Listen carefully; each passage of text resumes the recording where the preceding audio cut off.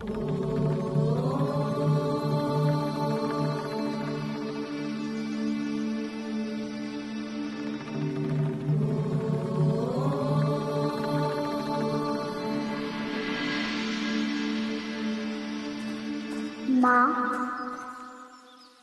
मैं आपकी ही प्रतीक्षा कर रहा था।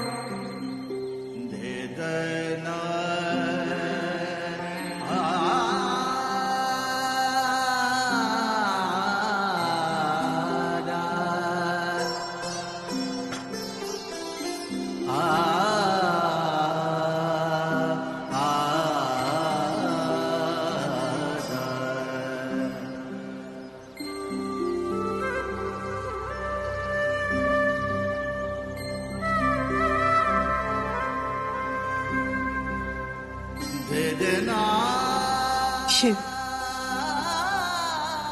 तूने आज मेरी आज्ञा मानकर मुझ पर बहुत बड़ा उपकार किया। एक माँ अपने पुत्र को उपकार के सरशैया नहीं, आशीर्वाद का कवच देती है माता। एक माँ अपने पुत्र को आभार की सरशैया नहीं, आशीर्वाद का कवच देती है माता।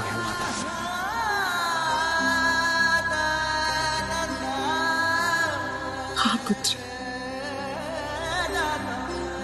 मेरा आशीर्वाद, मेरा आभार, सब कुछ तेरा ही तो है। आज तूने सारे संसार को सिद्ध कर दिया कि तेरा और मेरा संबंध कितना टूट है। अब सदैव त्रिदेव को अपने आंचल से बांधकर नहीं रख सकते, और मेरे शिव को तो कदापि नहीं। मैं कैसे समझाऊं पुत्र, आज एक माँ से उसके पुत्र को विलग करने का प्रयास किया जा रहा है। आप विचलित क्यों हैं माँ?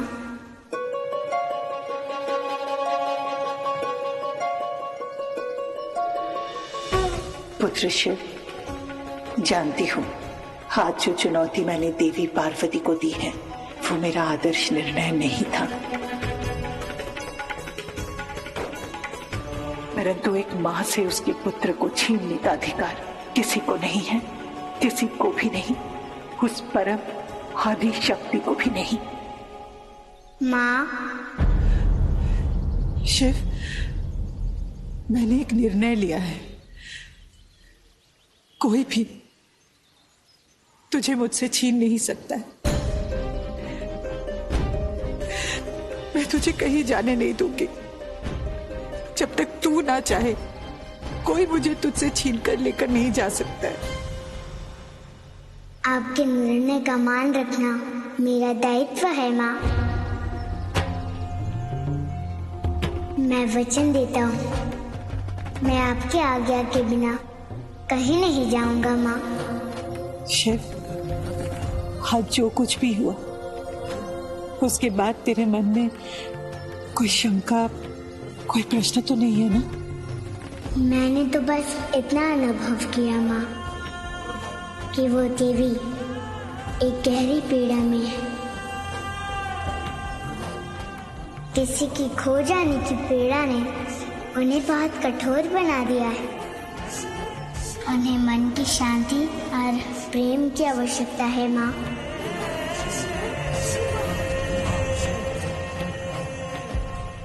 मैं जानती हूँ तेरे मन को शिव। दूसरों के दुख को समझने के साथ साथ अपनों से प्रेम करना सर्वोपरि होता है।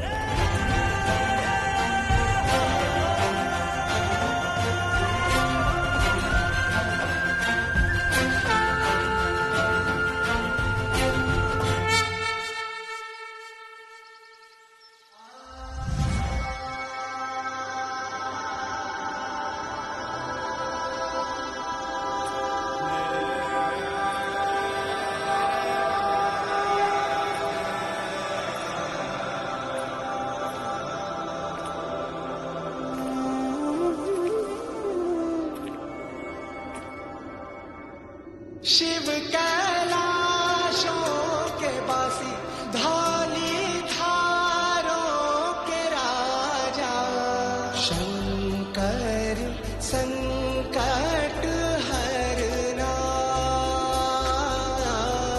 शंकर संकट हरना, हो शिव कैलाशों के वासी, धौली धारों के राजा, मेरे महादेव, संकट हरना।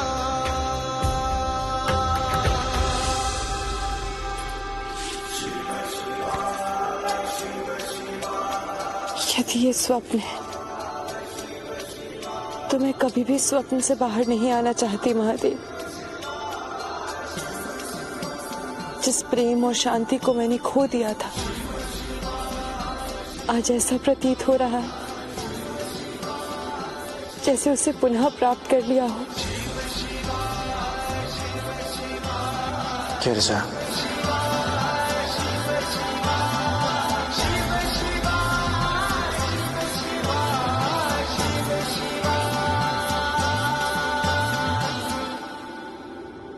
आज तो मुझे खोकर भी प्रसन्न हो पार्वती। हाँ महादेव, आपके रहस्यों की सीमाओं का ज्ञान किसे हो सकता है? ये लीला भी तो आप ही ने रची है ना। काली और काली की चरम भावनाओं की लीला। उस रूप ने मेरे क्रोध और अहंकार को भी विसर्जित कर दिया है महादेव।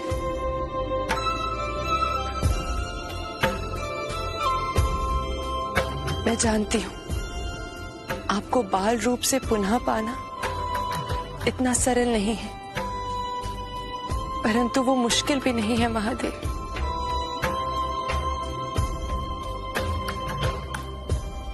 आज मैं एक नई पार्वती को देख रहा हूं,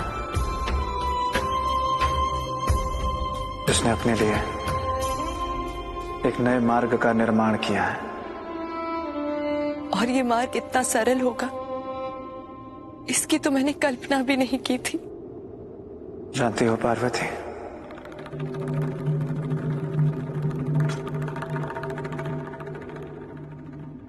शक्ति के बिना तुम्हारा ये शिव शव के समान है। मेरे प्रेम को पाने की और हर रूप में अपनाने की जो तुम्हारी चेष्टाएं हैं, वही मुझे इस संसार से, इस कैलाश से जोड़ती है।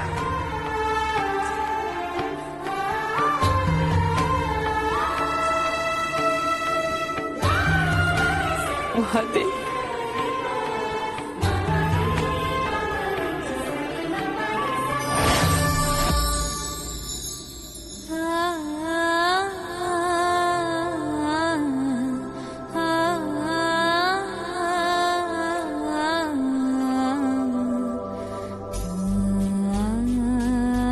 मैं आपको मुक्त नहीं होने दूंगी महादेव।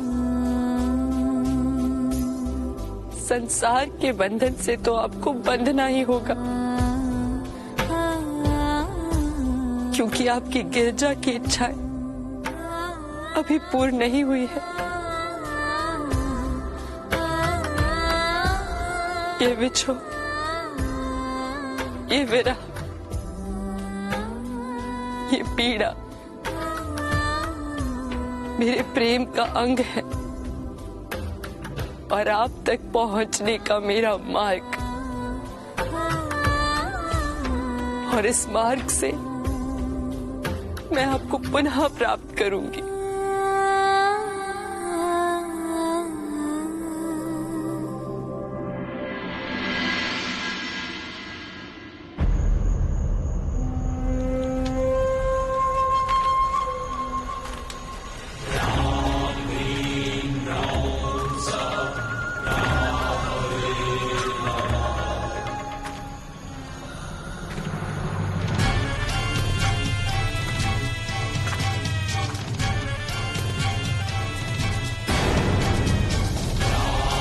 असुरों के गुरु शुक्राचार्य, आप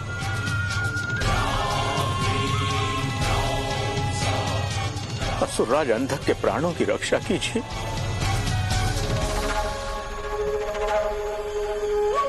इसके शरीर से काली के खड़क का प्रभाव समाप्त करना होगा।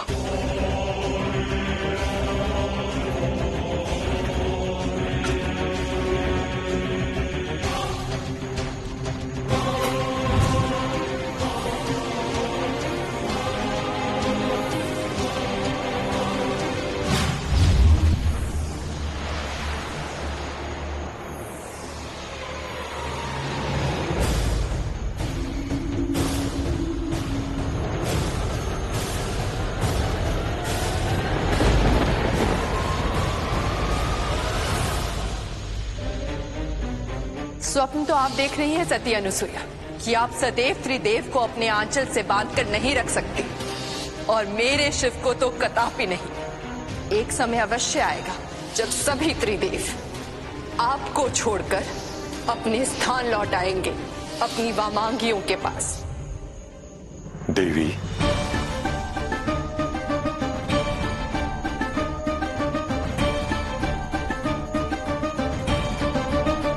नहीं ऋषिवर नहीं, आप मुझे समझाने की चेष्टा भी मत कीजिए। मैं कोई असहाय, निर्बल और शक्तिहीन नहीं हूं। यदि वो आदि शक्ति है तो मैं भी महासती अनुसुईया त्रिदेव की माता हूं। आज देवी पार्वती ने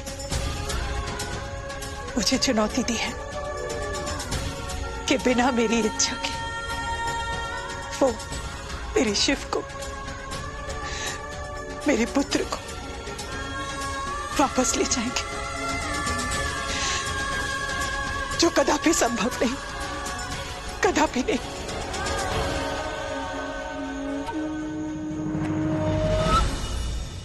परंतु देवी पार्वती की इच्छा अनुचित भी तो नहीं है ना देवी। शिव पर उनका भी तो अधिकार है ना। पुत्र पर केवल माता का अधिकार होता है ऋषिवर। एक समय के पश्चात पुत्र पर केवल माता का अधिकार नहीं रह जाता देवी। अब आपका इस प्रकार शिव और शक्ति के विभाजन का पर्याय बन जाना कहां तक उचित है, मैं समझ नहीं पा रहा हूं। बात उचित अनुचित की नहीं है ऋषिवर, बात है अस्तित्व की। मेरा पुत्र मेरा जीवन है, और कोई अपने जीवन को स्वयं से त्याग नहीं करता है। यदि मेरा शिव स्वयं मेरा परित्याग करता है तो मैं उसे रोकूंगी नहीं, परंतु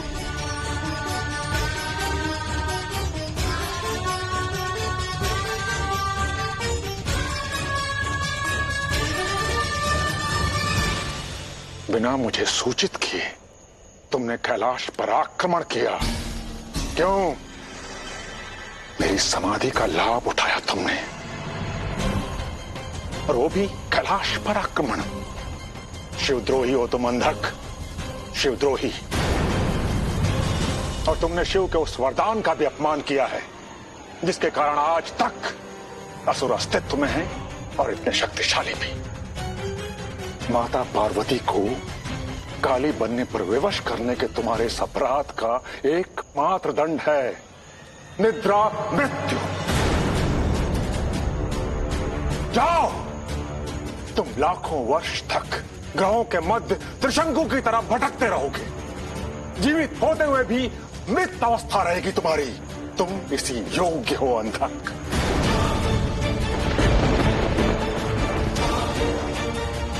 ऐसा मत कहिए गुरुदेव। तुम भी तो इसी विषाक्त वृक्ष की बेल हो ना। क्षमा क्षमा। महाशक्तिशाली असुरराज अंधक को जीवित रहने के लिए किसी मृत संजीवनी की आवश्यकता नहीं। मेरा जीवन मेरी मुट्ठी में है।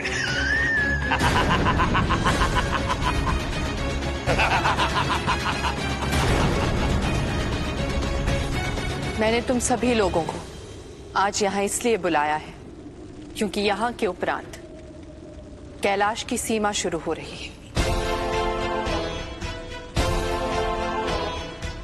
और मैंने ये निर्णय लिया है कि मैं शिव की अर्धांगिनी तब तक कैलाश वापस नहीं लौटूंगी जब तक मैं अपने शिव को उनके बाल रूप से मूल स्वरूप में वापस ना ले जाऊं।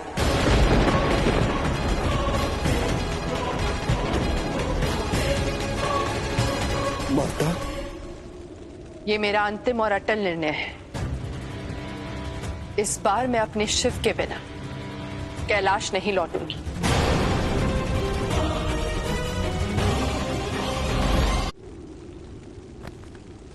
माता, यदि आप कैलाश पर नहीं रहेंगी तो मेरे प्रभु का कैलाश अव्यवस्थित हो जाएगा।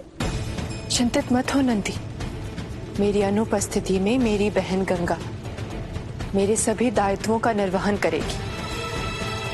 ना ही कोई अव्यवस्था होगी, ना ही कोई कष्ट आएगा। जाओ आप सभी लोग, देवी गंगा चिंतित होगी।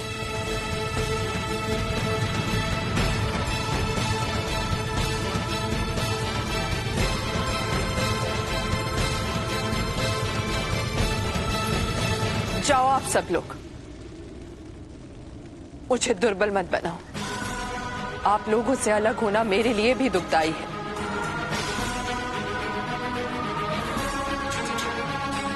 इस विछोह को कड़वी औषधि समझकर हमें कंठ से उतारना ही होगा। जाओ।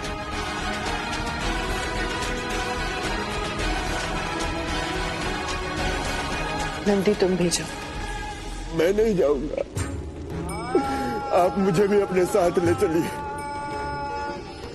मैंने तो अपने प्रभु को वचन दिया था कि मैं सदा आपके साथ रहूंगा, और यदि मैं आपके साथ नहीं रहा और प्रभु ने मुझसे पूछ लिया तो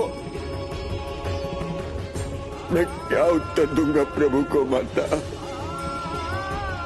मुझ पर कृपा करे माता, मुझे अपने साथ ले चले।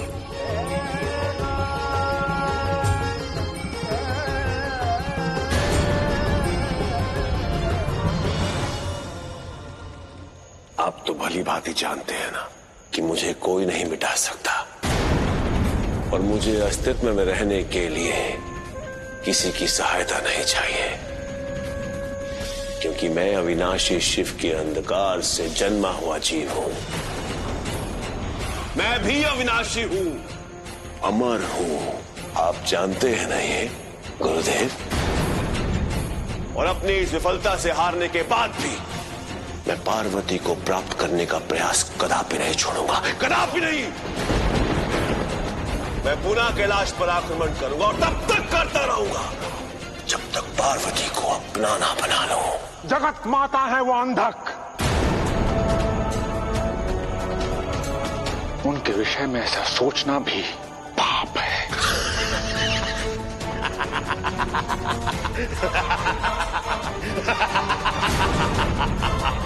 पाप तो असुरों का धर्म है गुरुदेव। देवता होकर शिव ने छोड़ दिया अपने धर्म को, कैलाश को, पार्वती को और अपने दायित्व को, तो मैं असुर होकर कैसे छोड़ दूं अपने धर्म को गुरुदेव? एक बार काली के प्रहार से बच गया तो भी तेरा अहंकार समाप्त नहीं हुआ है। मूर्ख और लोभी को समझाना व्यर्थ है, इसे प्रलोभन देकर भटकाना होगा। क्या हुआ गुरुदेव? किस सोच में डूब गए? सोच रहा था कौन सा सही मार्ग होगा तुम्हारी कामनाओं की पूर्ति के लिए। तो बताइए गुरुदेव, बताइए, ऐसा कौन सा मार्ग है जिस पर चलकर अंधक पूरे संसार का स्वामी बन जाएगा? कैलाश का नहीं, स्वर्ग का। स्वर्ग? तात्पर्य क्या है आपका? मेरा तात्पर्य यह है अंधक कि तुम कैलाश पर नहीं स्वर्ग पर आक्रमण करो। चूंकि त्रिदेव ने बालक का रूप धारण कर लिया है, इसलिए वहां पर छुपे हुए असुरक्षित अमृत कोश को अपने अधिकार में ले लो।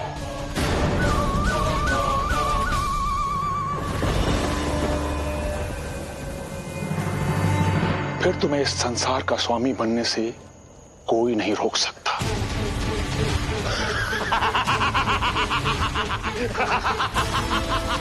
अब से अंधक का लक्ष्य होगा अमृत कोश को प्राप्त करना। और मेरा लक्ष्य है तेरा अंत। जैसे ही तू स्वर्ग के अमृत को पाने का प्रयास करेगा, त्रिदेव तत्काल उसकी रक्षा हेतु अपने वास्तविक स्वरूप में आ जाएंगे।